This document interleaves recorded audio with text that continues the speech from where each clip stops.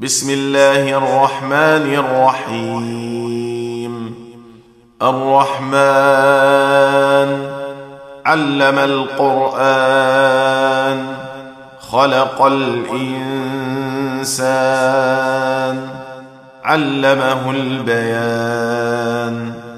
الشمس والقمر بحسبان والنجم والشجر يسجدان. والسماء رفعها ووضع الميزان ألا تطغوا في الميزان. وأقيموا الوزن بالقسط ولا تخسروا الميزان.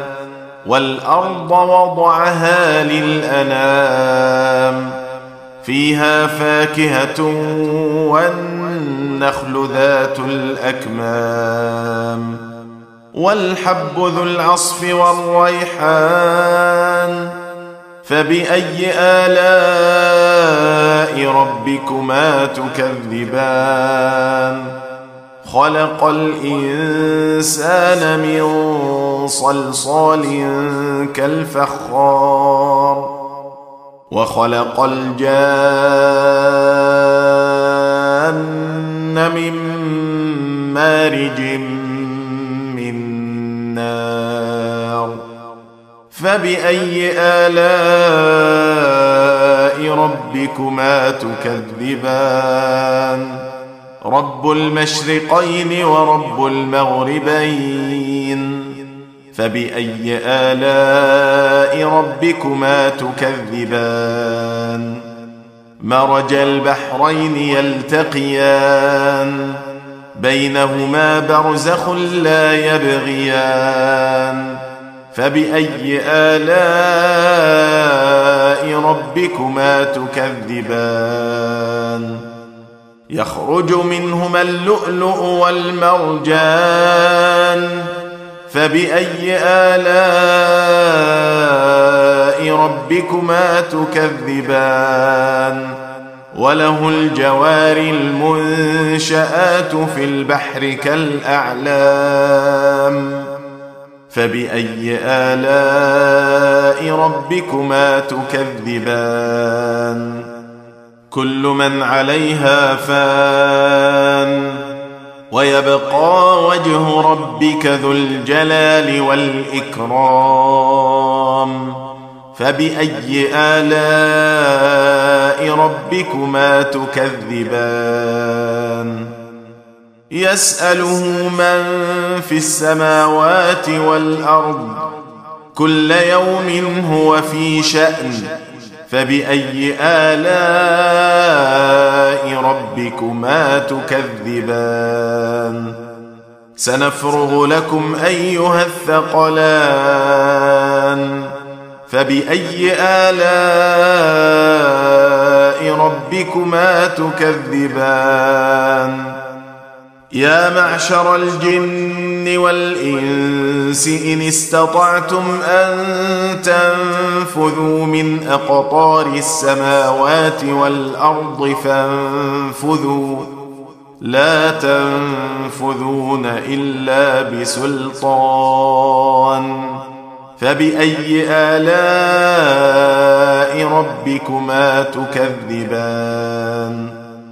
يرسل عليكما شواظ من نار ونحاس فلا تنتصران. فبأي آلاء ربكما تكذبان؟ فإذا انشقت السماء فكانت وردة كالدهان.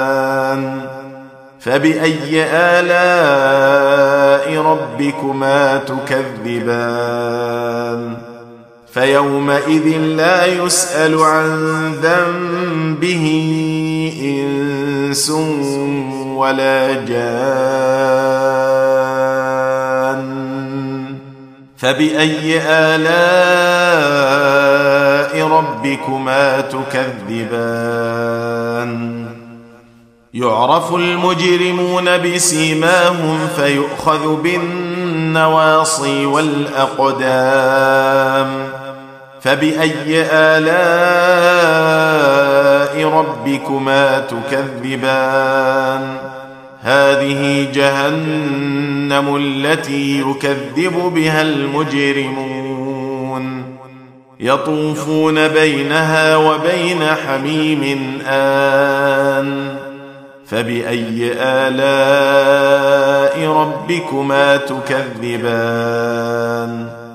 ولمن خاف مقام ربه جنتان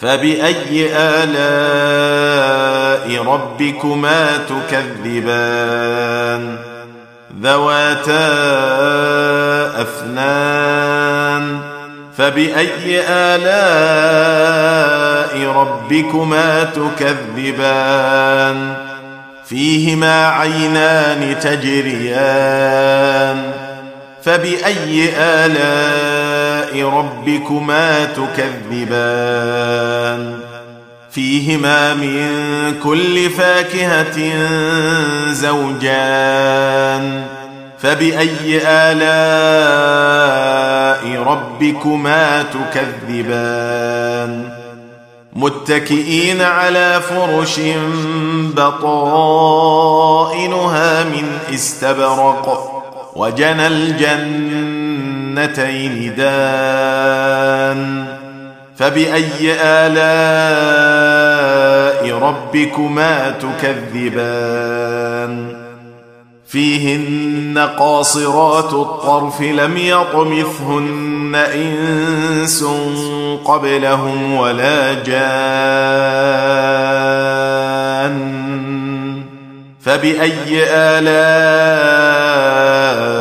ربكما تكذبان كأنهن الياقوت والمرجان فبأي آلاء ربكما تكذبان هل جزاء الإحسان إلا الإحسان فبأي آلاء ربكما تكذبان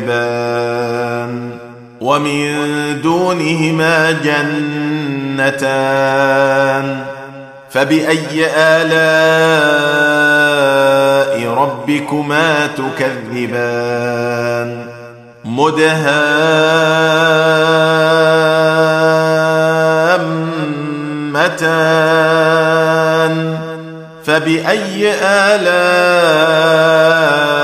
ربكما تكذبان فيهما عينان نضاختان فبأي آلاء ربكما تكذبان فيهما فاكهة ونخل ورمان فبأي آلاء ربكما تكذبان فيهن خيرات حسان فبأي آلاء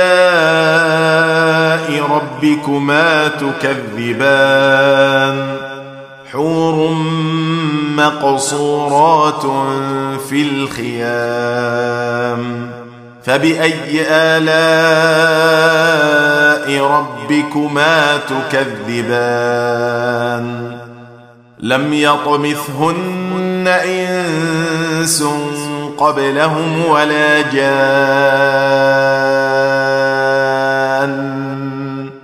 فبأي آلاء ربكما تكذبان متكئين على رفرف خضر وعبقري حسان فبأي آلاء ربكما تكذبان تبارك اسم ربك ذي الجلال والإكرام